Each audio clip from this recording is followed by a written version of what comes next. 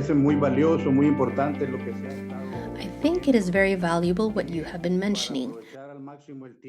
I am going to refer to what was raised in relation to the need for laws that allow regulating in a more effective and profitable way the instruments of social solidarity economy that self-employed workers develop in the different countries around the world, where that great mass of people who have been left without employment opportunities within what is called formal work, and we've had to go on to what we reject, but which for a long time was used as a definition, that when we were left without employment in a company or by the state and became unemployed, we were informal workers. So it is very important that in addition to the fact that this large sector of workers is already being recognized in the context of the social solidarity economy, progress is being made in the construction of laws that allow this sector to have a greater role and benefits in society. In the case of Nicaragua, mainly in what refers to the Confederation of Self-Employed Workers, we agree that it is necessary to work on regulation, although sometimes it is more fundamental to work on the capacity of organization and advocacy that the sector can do, so that even without laws to achieve that, some rights are respected and recognized. This is what happened to us when we emerged in 2002,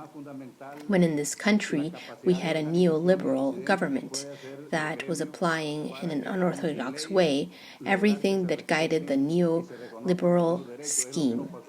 And we were persecuted in the streets at the traffic lights for activities such as informal work. And we said that we refused to be called informal workers, and we coined the term self-employed workers.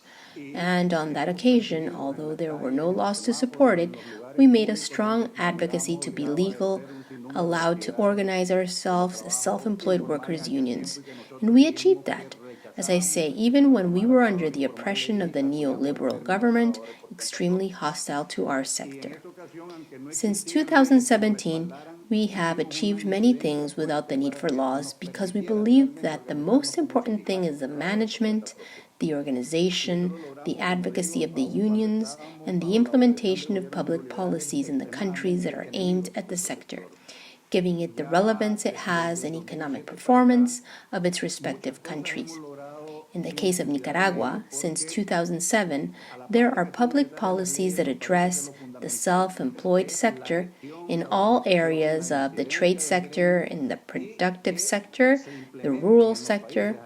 and there are even institutions that are responsible for making available access to technical training, financing, and support for the development of social enterprises that are developed in this sector. So it seems to us that the ILO can contribute a lot, and all the organizations that are supporting the efforts of self-employed workers, or unpaid workers, or workers as they are called in different countries. They should receive the attention of the governments in terms of public policies aimed at this sector specifically. In the case of Nicaragua, and even with a painful event that we had in 2018, with an attempt coup d'etat by intention to remove the current government, and in which private enterprises joined the action, it is the self-employed sector, and also thanks to the support that the government has been giving us since 2007, is the one that is standing up to counteract the boycott of the economy by the big businessmen in this country,